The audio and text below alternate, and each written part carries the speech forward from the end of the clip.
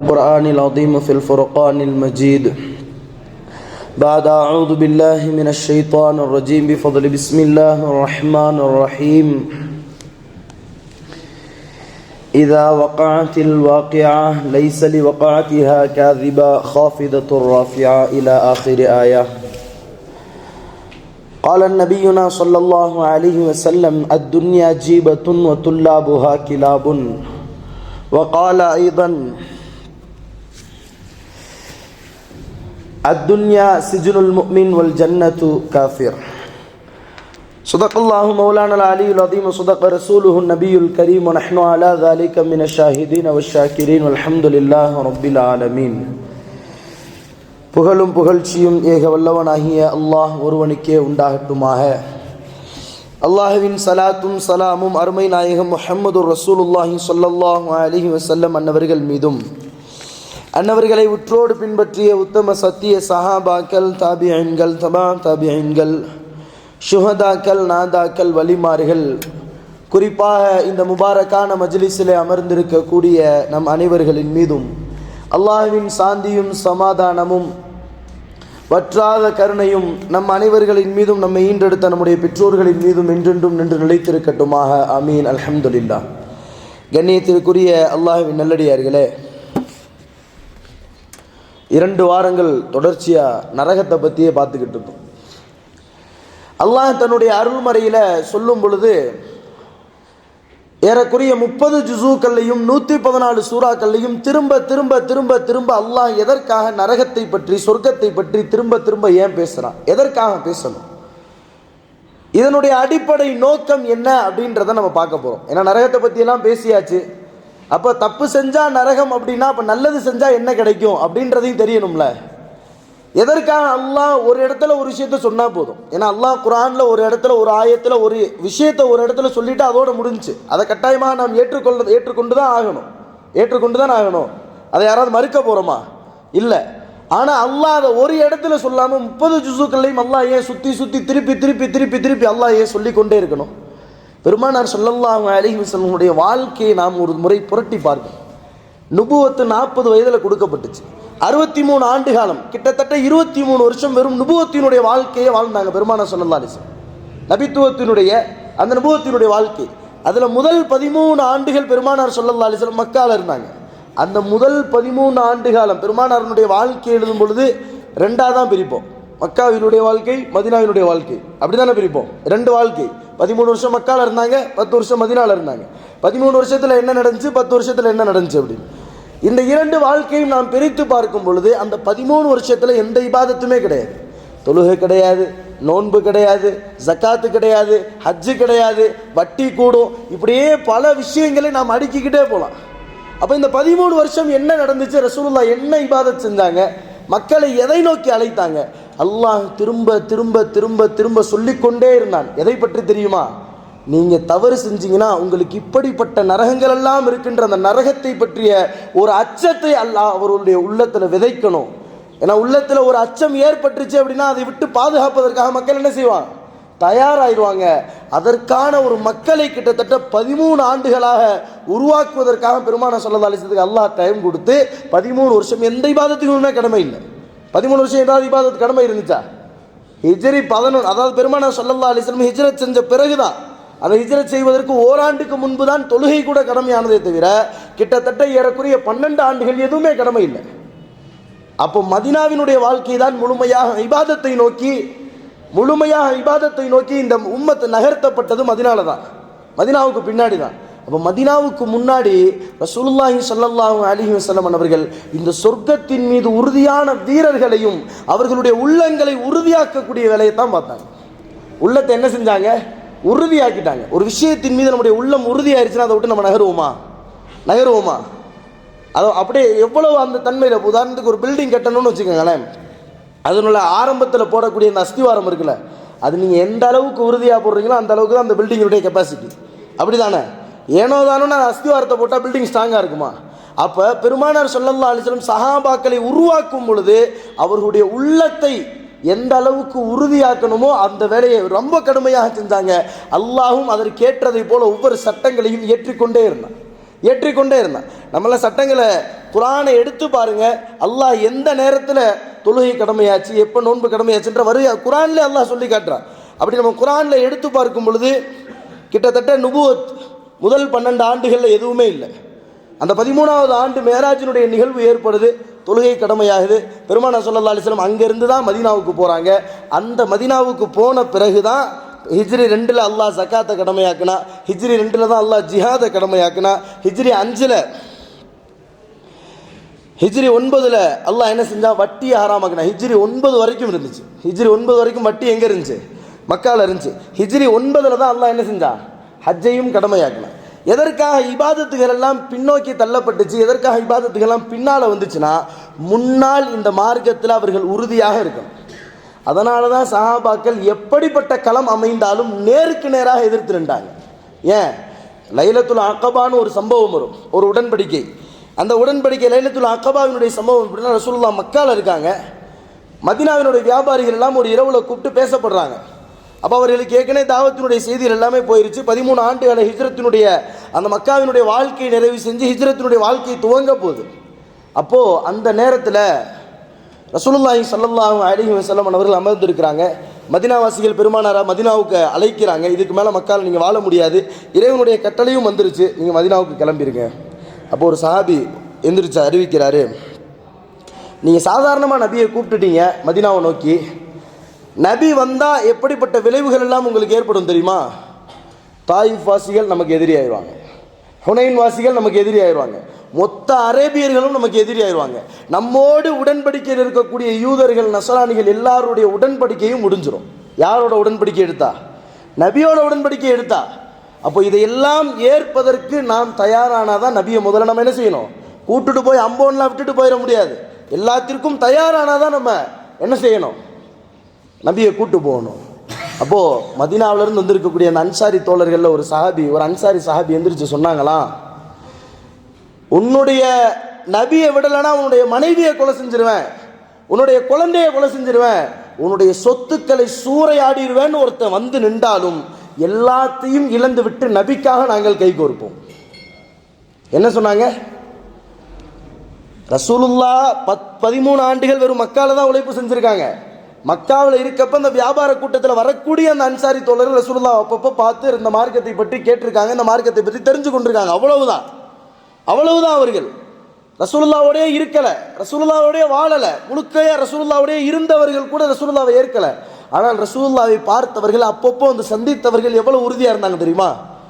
எங்களுடைய சொத்துகள் சூறையாடப்பட்டாலும், எங்களுடைய குழந்தைகளை இழந்தாலும், எங்களுடைய மனைவி மக்களை இழந்தாலும் நாங்கள் நபியை இழக்க தயாராக மாட்டோம். எதை வேணா இழப்போம், ஆனால் நபியை இழக்க மாட்டோம். நபியை பற்றி பிடிப்பதில் நாங்கள் ரொம்ப உறுதியாக இருப்போம்.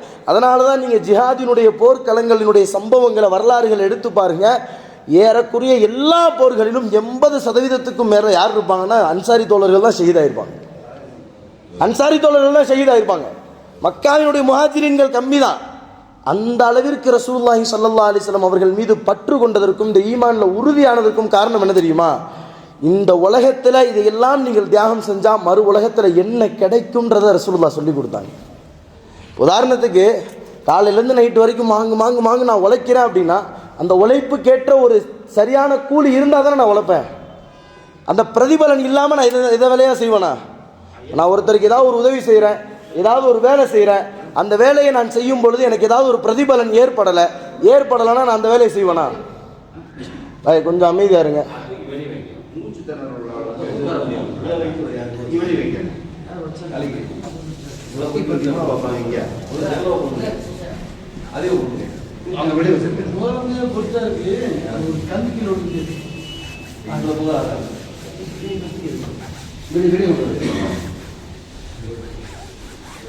நாம் ஒரு வேலையை செய்கிறப்போ நம்ம என்ன செய்வோம்? நமக்கு ஏதாவது ஒரு பிரதிபலன் கிடைக்கணும். ஒரு கடை வச்சுருக்கேன், அந்த கடையில் சரியான முறையில் ஓடலைன்னா அந்த கடையை வச்சுட்டு நான் உட்காந்துருப்பேனா? எனக்கு போட்ட முதலையாவது நான் எடுக்கணுமா இல்லையா? அப்போ நான் ஒரு காரியத்தை செய்யும் பொழுது அதிலிருந்து எனக்கு ஏதாவது ஒரு பலன் கிடைக்கணும். அப்போ இந்த உலகத்தில் இந்த மார்க்கத்தை நான் பின்பற்றுறேன், என்னுடைய குடும்பத்தை இழக்கிறேன், குழந்தையை இழக்கிறேன், எல்லாத்துக்கும் நான் தயாராகி இந்த மார்க்கத்துக்காக நிற்கிறேன்னா, அப்போ இந்த மார்க்கத்தில் இருக்கக்கூடிய இந்த மார்க்கத்தினுடைய தலைவன் யார்? அல்லாஹ் தானே. அந்த தலைவன் கீழே அணிவகுத்திருக்கக்கூடிய அந்த நபிமார்களை பின்பற்ற அவர்களுக்காக எல்லாத்தையும் நான் தியாகம் செய்கிறேன்னா எனக்கு நீங்கள் என்ன கொடுப்பீங்க? எனக்கு நீங்கள் என்ன கொடுப்பீங்க? அல்லாஹ் ஏறக்குரிய 30 ஜுஸுக்கள்லையும் திருப்பி திருப்பி திருப்பி திருப்பி நீங்கள் வேணால் 21வது ஜுஸுலேருந்து 30வது ஜுஸு வரைக்கும் எடுத்து பாருங்களேன். இந்த உலகத்தில் நீங்கள் அர்ப்பணிக்கக்கூடிய அந்த தியாகங்களுக்கு நான் உங்களுக்கு எவ்வளவு பிரம்மாண்டமான ஒரு சொர்க்கத்தை உருவாக்கி வச்சுருக்கேன். பெருமானா ஸல்லல்லாஹு அலைஹி வஸல்லம் சொல்லும் பொழுது அல்லாஹ் கூறியதா ஹதீஸை குதுஸில் இமாம் புகாரி எழுதுவாங்க. எப்படி தெளிவாக எழுதுவாங்க? எந்த ஒரு கண்களும் பார்த்திராத, எந்த ஒரு கண்களும் பார்த்திராத, எந்த ஒரு காதுகளும் கேட்டிடாத, எந்த ஒரு உள்ளமும் சிந்தித்து பார்த்திராத அளவிற்கு நான் மிக பிரம்மாண்டமான ஒரு சொர்க்கத்தை நான் உங்களுக்கு உருவாக்கி வச்சிருக்கேன். எவ்வளவு அற்புதமான சொர்க்கம் தெரியுமா? பெருமானார் ஸல்லல்லாஹு அலைஹி வஸல்லம் சொல்றாங்க, நீங்க சாதாரணமாக நினைத்து கொண்டீங்க அல் அவ்வலூன் அல் ஆஹிரூன், நாம் அல் ஆஹிரூன் அல் அவ்வலூன், நாம் இந்த உலகத்தில் கடைசியாக அனுப்பப்பட்ட உம்மத்தாக இருக்கலாம், நாம் இந்த உலகத்தில் கடைசியாக வந்த உம்மத்தாக இருக்கலாம். பெருமானார் ஸல்லல்லாஹு அலைஹி வஸல்லம் மஹ்ஷருடைய அந்த சம்பவத்தை பற்றி சொல்லும் பொழுது அடுக்கிக் கொண்டே போவாங்க சொர்க்கத்தை பற்றி. இந்த உலகத்தில் நாம் கடைசியாக வந்திருக்கலாம், அல் ஆஹிரூன் அல் அவ்வலூன், நாம் தான் சொர்க்கத்தில் முதலாவதாக நுழையக்கூடியவர்கள், முதலாவதாக நாம் தான் சொர்க்கத்தில் நுழைவோம். யாருக்கும் சொர்க்கத்தில் முதல்ல எந்த நபிக்கும் கிடையாது, முதல்ல இந்த உம்மத்து தான் நுழையும். பெருமானார் ஸல்லல்லாஹு அலைஹி வஸல்லம் அப்படியே வரும்பொழுது அழகாக சொல்லிக்கொண்டே வருவாங்க, சொர்க்கத்தினுடைய கதவை நான் தட்டுவேன், மன் அந்த சொர்க்கத்தினுடைய காவலாளி யாருன்னு கேட்பாரு. ஆனால் முஹம்மதுன் ஸல்லல்லாஹு அலைஹி வஸல்லம், நான் தான் முஹம்மது ரசூலுல்லாஹ் வந்திருக்கேன். அப்போ அந்த மலக்கு சொல்லுவார், உங்களினுடைய வார்த்தைக்காகத்தான் இத்தனை ஆண்டுகள் நாங்கள் காத்து கொண்டிருந்தோம், உங்களுடைய வார்த்தை வந்த பொழுதுதான் அல்லாஹ் இந்த கதவை திறக்க வேண்டும் என்று உத்தரவு கொடுத்திருக்கான். நபியே நீங்கள் வாருங்கள், மர்ஹபம் பிக்க யா ரசூலல்லாஹ், மர்ஹபம் பிக்க யா ரசூலல்லாஹ், அஹ்ல வ ஸஹ்ல வ மர்ஹபா என்று அந்த கதவை அவர்கள் திறந்து கொண்டு நபியை புன்மலர்ச்சியோடு, அவர்களுடைய முகமலர்ச்சியோடு அப்படியே உள்ள நபியை அவர்கள் அழைப்பார்கள். அழைக்கும் பொழுது பெருமானார் ஸல்லல்லாஹு அலைஹி வஸல்லம் சொல்கின்றார்கள், அவ்வளு சும்ரத்தின் எதுகுலுனல் ஜன்னா, சொர்க்கத்திலே முதலாவதாக நுழையக்கூடியவர்கள் அலா சூரத்தில் கமரி லைலத்தில் பத்ர், என்னோடு 70,000 மக்கள் நுழைவாங்க உள்ள. என்னோட எத்தனை மக்கள் நுழைவாங்க? 70,000 பேர் நுழைவாங்க. அவர்களுடைய முகங்கள் எல்லாம் எப்படி தெரியுமா இருக்கும்? 14ஆம் நாள் சந்திரனை போன்ற மிக பிரகாசமாக அவர்களுடைய முகங்கள் எல்லாம் இருக்கும். பெருமானார் ஸல்லல்லாஹு அலைஹி வஸல்லம் சொல்லிக்கிட்டு இருக்கும் பொழுது சொல்லுவாங்க, அல்லாஹ் ஒரு மனிதனை நரகத்துக்கு அனுப்பும் பொழுது அவனுடைய உடல் அமைப்பை விகாரமாக அந்த நரகத்தினுடைய நெருப்பை தாங்குவதைப் போல அல்லாஹ் அவனுடைய உடல் அமைப்பை மாற்றுவான். அதே போல ஒரு மனிதனை அல்லாஹ் சொர்க்கத்துக்கு அனுப்பும் பொழுது அந்த சொர்க்கத்திற்கு ஏற்றதை போல அவனை அல்லாஹ் அழகாக மாற்றுவான் அப்படின்னு சொல்லிக்கிட்டே இருக்கும் பொழுது பெருமானார் ஸல்லல்லாஹு அலைஹி வஸல்லம் சொன்னாங்க, இந்த உலகத்தில் நீங்கள் எத்தனையோ அழகான விஷயங்களை பார்த்திருப்பீங்க, இந்த உலகத்தினுடைய அத்துணை அழகான விஷயங்களையும் நீங்கள் ஒன்று சேர்த்து அதில் பாதிக்கு பாதி அழகை அல்லாஹ் யூசுப் அலைஹிஸ்ஸலாத்துக்கு கொடுத்துருக்கான். எவ்வளவு அழகு யூசுப் அலைஹிஸ்ஸலாத்துக்கு? இந்த உலகத்தினுடைய பாதி அழகை அல்லாஹ் யூசுப் அலைஹிஸ்ஸலாத்துக்கு கொடுத்துருக்கான். பெருமானார் ஸல்லல்லாஹு அலைஹி வஸல்லம் அவர்கள் சொல்லும் பொழுது இமாம் புகாரி பதிவு செய்கிறாங்க, அவ்வளு சும்ரத்தின் எதுகுலுனல் ஜன்னா அலா சூரத்தில் கமரி லைலத்தில் பத்ர் அப்படின்னு சொல்லிட்டு, அலா அஷத்து கௌகபின் துர்ரியத்தின் மினஸ் ஸமா, முதலாவதாக நுழையக்கூடியவர்கள் 14ஆம் நாள் சந்திரனை போல இருப்பாங்க, அடுத்தடுத்து நுழையக்கூடியவர்கள் வானத்தில் மின்னக்கூடிய நட்சத்திரங்களைப் போல இருப்பாங்க. வலா யபூலூன் வலா யதஹவ்வத்தூன் வலா யதஃபல்லலூன், அவங்களுக்கு சளி இருக்காது, இருமல் இருக்காது, அவர்களுடைய உடலில் எந்த அழுக்கும் இருக்காது. வலா யதஹத்தஊன், அவர்களுடைய வலா யம்தஹிதூன், அவர்களுடைய உடலில் எந்த ஒரு மலம் ஜலமும் வெளியேறாது. அவருடைய உடலில் யாரு? சொர்க்கத்தை பற்றி ரசூலுல்லாஹ் சொல்கிறாங்க, இந்த உலகத்தில் இவ்வளவு தியாகங்கள் செய்து நாளைக்கு நீங்கள் சொர்க்கத்துக்கு வர்றீங்கன்னு வச்சுக்கோங்களேன், உங்களை அல்லாஹ் சொர்க்கத்துக்கு எப்படி அழைப்பான் தெரியுமா? வலா யம்தஹிதூன், உங்களுடைய உடல்லிருந்து எந்த ஒரு மலம் ஜலமும் வெளியேறாது. பெருமானார் ஸல்லல்லாஹு அலைஹி வஸல்லம் அப்படியே சொல்லும் பொழுது, அம்ஷாத்திஹிமுல் தஹப், அவர்கள் பயன்படுத்தக்கூடிய எல்லா பாத்திரங்களும் தங்கமாக இருக்கும். சென்ற வாரங்களில் பார்த்தோம், இந்த உலகத்தில் ஆண்களுக்கு தங்கம் என்னது? ஹராம். அந்த தங்கத்தை நீங்கள் பயன்படுத்தினா, இந்த உலகத்தில் பயன்படுத்தணும்னா நாளைக்கு அதே போல் நெருப்பிலான ஒரு துண்டு நமது உடலில் சுமத்தப்படும் அப்படின்னு என்ன நரகத்தினுடைய தண்டனைகளை பார்த்தோம். அப்போ பயன்படுத்தாமே இருந்துட்டா அப்போ அதுக்கு ஏதாவது ஒரு கூலி கிடைக்கணும்ல. அல்லாஹ் சொல்கிறான், நீங்கள் பயன்படுத்தக்கூடிய எல்லாமே. அந்த இடத்துல இமாம் புகாரி குறிப்பிடும் பொழுது தலை சீவக்கூடிய, சொர்க்கவாசி தலை சீவக்கூடிய அந்த சீப்பு முதற்கொண்டு தங்கத்தில் இருக்குமா. சுபஹானல்லாஹ். நம்ம கையில் போடுறதுக்கே, வீட்டில் வாங்கி கொடுக்கறதுக்கே நம்மள்ட்ட காசு இல்லை, தலையை சீவக்கூடிய சீப்பு தங்கத்தில் இருக்கும்னா எவ்வளவு பிரம்மாண்டமாக இருக்கும். அப்படியே அடுக்கிக்கிட்டே போகும்பொழுது அடுத்ததாக சொல்லுவாங்க, வரிஷ்ஹிமுல் மிஸ்க், அவர்களுடைய வேர்வைகள் எல்லாம் அப்படியே கஸ்தூரியை போன்ற மணக்கும். அடுத்து ஓ முஜாபிரும் உலுவன் அவுரன் தய்யிப் அஸ்வாஜுஹுமுல் ஹூருல் ஈன். அவர்கள் சொர்க்கத்தில் நுழையும் பொழுதே அல்லாஹ் அவர்களுக்கு ஹூருல் ஈனுடைய பெண்கள் 2 பெண்களை அல்லாஹ் வணங்கிடுவான். அப்படியே பெருமானார் ஸல்லல்லாஹு அலைஹி வஸல்லம் சொல்லும் பொழுது சொர்க்கத்தில் எந்த வேறுபாடுமே இருக்காது. சொர்க்கத்தில் எந்த வேறுபாடுமே இருக்காது. எந்த வேறுபாடுமே இருக்காது. ஆதம் அலைஹிஸ்ஸலாத்து வஸ்ஸலாம் இல்லா சூரத்து அபீஹிம் ஆதமு சித்தூன திராஅன் ஃபிஸ் ஸமா. ஆதம் அலைஹிஸ்ஸலாத்து வஸ்ஸலாம் அவர்கள் பூமியிலிருந்து ஒரு மூங்கிலை நட்டு வச்சிங்கன்னா எப்படி 60 அடிக்கு ஒரு மூங்கிலை, ஒரு 10 மூங்கிலை 60 அடியில் வெட்டி நீங்கள் நட்டு வச்சிங்கன்னா ஏதாவது மாற்றம் தெரியுமா? எல்லாம் ஒரே சமத்தை போல தானே இருக்கும். அதே போல ஆதம் அலைஹிஸ்ஸலாம் உங்களுடைய தந்தையை போல நீங்கள் 60 முழம் உயரத்தில் நீங்கள் என்ன செய்வீங்க? இருப்பீங்க. உங்களுக்குள்ள வலிக்குல்லி வாஹிதின் மின்ஹும் ஸௌஜதான், உங்களில் ஒவ்வொருவருக்கும் 2 மனைவிகள் ஹூருல் ஈன்களிலிருந்து வழங்கப்படும். அடுத்ததாக பெருமானார் ஸல்லல்லாஹு அலைஹி வஸல்லம் லா இக்திலாஃப பைனஹும். இங்கே நம்மளுக்குள்ள பல கருத்து வேறுபாடுகள் இருக்கும். பெருமானார் ஸல்லல்லாஹு உங்களுக்குள்ள எந்த கருத்து வேறுபாடும் இருக்காது. வலா தபாகதுன், உங்களுக்குள்ள எந்த விரோதங்களோ குரோதங்களோ கோபமோ எதுவுமே இருக்காது. வகுலூபுஹும் ரஜுலுன் வாஹிதுன், உங்கள் எல்லோருடைய உள்ளமும் ஒரே நிலையில் ஒரே போல இருக்கும். எந்த ஒரு ஏற்றத்தாழ்வும் இல்லாமல், யாரை பார்த்து எந்த ஒரு பொறாமையும் இல்லாமல், எந்த ஒரு கோபமும் இல்லாமல், எந்த ஒரு குரோதமும் இல்லாமல் உங்கள் அனைவரையும் அல்லாஹ் ஒரே உள்ளத்தோடு ஆக்கியிருப்பான் அப்படின்னு சொல்லிட்டு பெருமானார் ஸல்லல்லாஹு அலைஹி வஸல்லம் சொன்ன உடனே இந்த விஷயத்தை ஜிப்ரீல் அலைஹிஸ்ஸலாம் சொல்கிறாங்க, உங்களோட 70,000 நபர்கள் நுழைவாங்க, உங்களுக்கு இப்படியெல்லாம் கொடுக்கப்பட்டுரும். எல்லாத்தையும் சொல்லி முடிச்சுட்டாங்க ஜிப்ரீல் அலைஹிஸ்ஸலாம். பெருமானார் ஸல்லல்லாஹு அலைஹி வஸல்லம் சஹாபாக்கள்கிட்ட அறிவிச்சிட்டு, பெருமானார் ஸல்லல்லாஹு அலைஹி வஸல்லம் அவர்கள் எவ்வளவு இரக்கமானவர்கள் என்பதை நாம் இந்த இடத்துல பார்க்கணும். பெருமானார் கையேந்தி அழுவாங்களாம், வஅத்து ரப்பி, எனக்கு நீ வாக்கு கொடுத்துட்ட 70,000 நபர்கள், இவ்வளவு பிரம்மாண்டமான, இவ்வளவு எப்படி சொல்கிறது, ஒரு உதாரணத்துக்கு ஒரு எம்எல்ஏ வராரு, ஒரு எம்பி வராரு, ஒரு ஃபங்க்ஷனுக்கு வர்றாருன்னா எவ்வளவு அலப்பறையை கிளப்புவாங்க. அந்த இடத்துல என்னென்ன ஆடம்பரங்கள் எவ்வளவு விஷயங்கள் எல்லாம் ஏற்படுத்தும். அப்போ நபி உள்ளே வர்றப்போ வெறும் 20,000 மக்களா?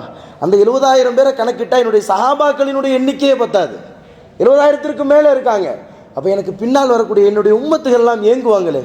ஃபஸிதுத்து யா ரப்பி, ஃபஸிதுத்து யா ரப்பி, அல்லாஹ் இடத்துல பெருமானார் ஸல்லல்லாஹு அலைஹி வஸல்லம் சஜிதால விழுந்து அழுகிறாங்க, இன்னும் அதிகப்படுத்து, இன்னும் அதிகப்படுத்து. அப்போது ஜிப்ரீல் அலைஹிஸ்ஸலாம் சொல்கிறாங்க, முதல்ல அந்த 70,000 நபர்களை பற்றி உங்களுக்கு சொல்லவா?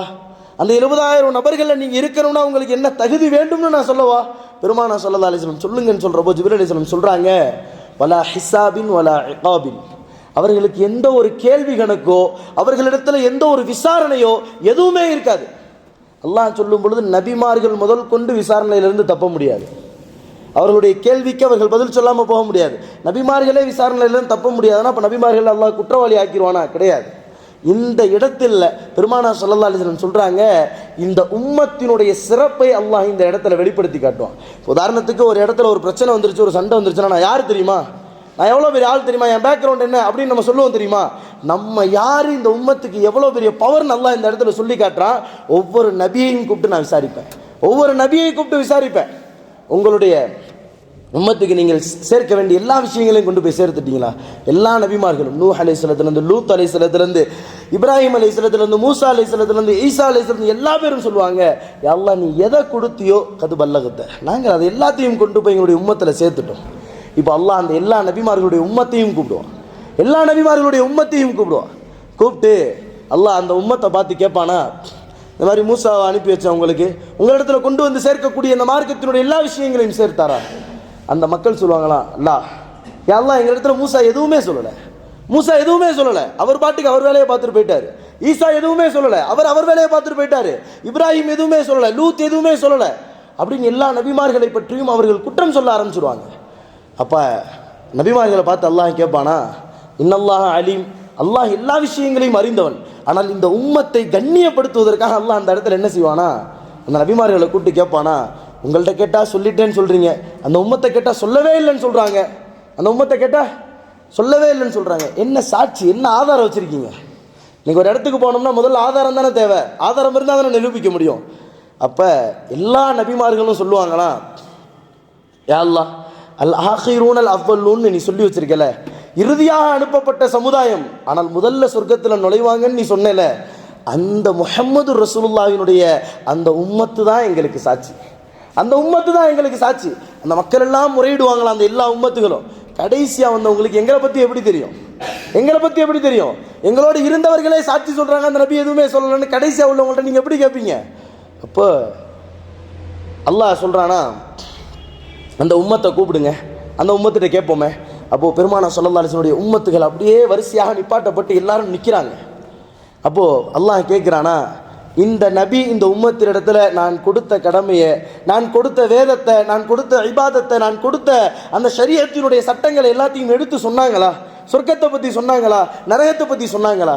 அப்போது அவங்க சொல்லுவாங்களா, ஆம் யா அல்லாஹ், நாம் நாம் அவர்கள் சொன்னாங்க, கண்டிப்பாக சொன்னாங்க அப்படின்னு அவர்கள் உறுதியோடு சொல்லும் பொழுது அல்லாஹ் கேட்பானா, நீங்கள் எப்படி இவ்வளவு உறுதியாக சொல்கிறீங்க? உங்களுக்கு எப்படி தெரியும்? ஓமன் அஸ்தகு மினல்லாஹி ஹதீஸா, யா அல்லாஹ், பேச்சுக்களிலே மிக உண்மையான பேச்சு உன்னுடைய பேச்சு மட்டும்தான், அதில் எந்த ஒரு சந்தேகமும் கிடையாது. கலாமுல்லாஹி அஸ்ஸ வஜல், எங்களுக்கு நீ அழகான ஒரு வேதத்தை இறக்கி கொடுத்துருக்க. அந்த வேதத்தில் ஆதம் அலைஹிஸ்ஸலாத்திலிருந்து ரசூலுல்லாஹ் வரைக்கும் அனுப்பப்பட்ட எல்லா நபிமார்களை பற்றி, அந்த நபியினுடைய உம்மத்தை பற்றி, அவர்கள் என்ன திருப்பி செய்தார்கள் என்பதை பற்றி கூட நீ சொல்லியிருக்க. இதை விட வேறு ஆதாரம் வேறு எதுவுமே தேவையில்லை அல்லாஹ். இந்த உலகத்தில் ஒரு மனிதனுக்கு நம்ம போய் சாட்சியாக இருக்கணும்னா நம்மளுக்கு என்னென்ன தகுதி வேணும்? ஆனால் அல்லாஹ் நம்மளை எந்த இடத்துல உயர்த்தி வச்சிருக்கானா, எல்லா நபிமார்களுக்கும் இந்த உம்மத்து தான் சாட்சி. ஒரு நபிக்கு நம்ம சாட்சியாளர் ஆக முடியுமா? அதுக்குள்ள தகுதி நம்மளுக்கு இருக்கா? ஆனால் அல்லாஹ் சொல்கிறான், நீங்கள் உங்களை சாதாரணமாக நினச்சிக்கிறீங்க, உங்களை நான் எவ்வளவு பெரிய இடத்துல உயர்த்தி வச்சிருக்கேனா, நாளை மறுமையில் கூட, மஹ்ஷர் மைதானத்தில் கூட எல்லோரும் தங்களுடைய நிலையை பற்றி அறியாமல் சிதறி ஓடிக்கொண்டிருக்கக்கூடிய அந்த தருணத்தில் கூட எல்லா நபிமார்களுக்கும் நீங்கள் சாட்சியாளர்களாக இருப்பீர்கள். சுப்ஹானல்லாஹ், அல்லாஹ் எவ்வளவு பெரிய இடத்துல உயர்த்தி வச்சிருக்கான். ஜிப்ரீல் அலைஹிஸ்ஸலாம் சொல்கிறாங்க, எல்லா நபிமார்களுக்கும் அல்லாஹ் அந்த இடத்துல உங்களுடைய உம்மத்தை சாட்சி ஆக்கிடுவான் அப்படின்னு சொல்லிக்கிட்டே வரும் பொழுது, அந்த 70,000 நபர்கள் இருக்காங்கல்ல, அவர்கள் ஒரு தகுதி இருக்கணும்ல அப்படின்னு சொல்லும் பொழுது, வஅலா ரப்பிஹிம் யதவக்கலூன், ஒரே ஒரு தகுதி தான், ஒரே ஒரு தகுதி தான். வஅலா ரப்பிஹிம் யதவக்கலூன், அவர்கள் தங்களுடைய இறைவனின் மீது இருக்கக்கூடிய உறுதியை தவிர வேறு எதையுமே நம்ப மாட்டாங்க. அல்லாஹ்வின் மீது மிக உறுதியாக இருப்பாங்க. குறி பார்க்க மாட்டாங்க. அவங்க என்ன செய்ய மாட்டாங்க? குறி பார்க்க மாட்டாங்க, ஜோசியம் பார்க்க மாட்டாங்க. அவர்கள் ஏதாவது ஒரு சம்பவம் நிகழ்ந்துட்டா இதனால தான் நிகழ்ந்துச்சுன்னு காரணம் சொல்ல மாட்டாங்க. என்னுடைய இறைவன் நிகழ்த்தினா, அவ்வளோதான்.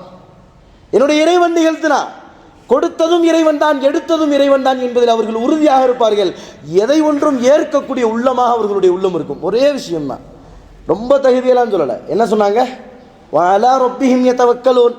அவர்களுடைய உள்ளம் எப்படி தெரியுமா இருக்கும்? எது நடந்தாலும் அது என்னுடைய இறைவனுடைய புறத்திலிருந்து தான் நடந்துச்சு. அதை ஏற்றுக்கொள், என்னுடைய இறைவனிடத்திலிருந்து தான் நானும் வந்தேன், அதை ஏற்றுக்கொள்வதாக என்னுடைய உள்ளத்தை நான் மாற்றிக்கொண்டேன் என்பதாக இருப்பாங்க. பெருமானார் ஸல்லல்லாஹு அலைஹி வஸல்லம் ஃபஸிதுத்து ரப்பி, அந்த 70,000 பேர் அதிகமாக்கு அதிகமாக்கு. அல்லாஹ் பெருமானார் ஸல்லல்லாஹு அலைஹி வஸல்லம் இவ்வளவு இரக்கம் உள்ளவர்கள்னா அல்லாஹ் எவ்வளவு இரக்கம் உள்ளவன்? அல்லாஹ் பெருமானாரை பார்த்து சொல்லுவானா, நீங்கள் முதலாவது உள்ள நுழையிறப்போ 70,000 பேர்த்த கூப்பிட்டு நுழைவீங்க, ஆனால் என்னுடைய நபியை சஜ்தாலிருந்து அழுகும் பொழுது அதை என்னால் என்ன செய்ய முடியாது? பார்க்க முடியாது. என்னுடைய நபி கேட்டுட்டாங்க, நான் கொடுத்தாகணும்ல.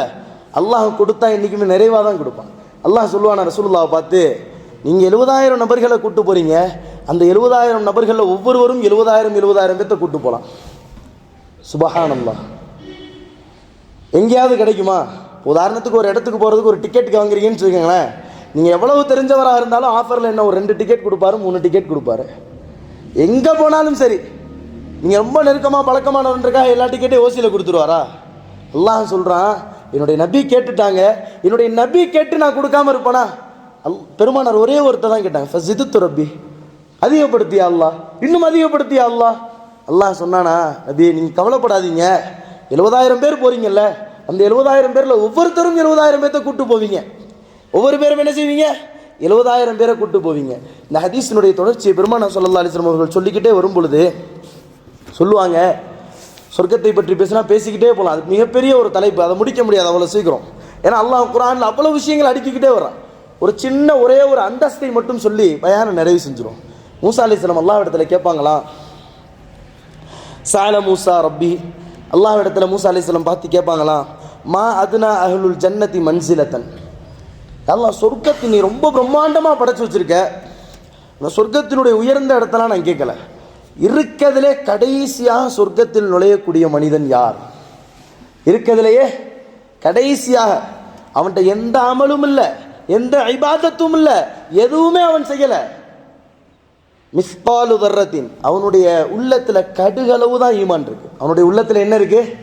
இன்னைக்கு அந்த அளவு கூட நமக்கு இருக்குமான்னு தெரியல. அந்த அளவுக்கு கூட நம்முடைய உள்ளத்தில் ஈமான் இருக்கான்னு தெரியல. மூசா அலைஹிஸ்ஸலாம் கேட்குறாங்க. ஏன்னா மூசா அலைஹிஸ்ஸலாம் எப்பயுமே கொஞ்சம் அல்லாஹ்விடத்துல கேள்வி கேட்கும் பொழுது ரொம்ப பயங்கரமாக கேட்பாங்க. ஒரு கேள்வியை கூட ஏற்கனவே சொல்லி காட்டணும்.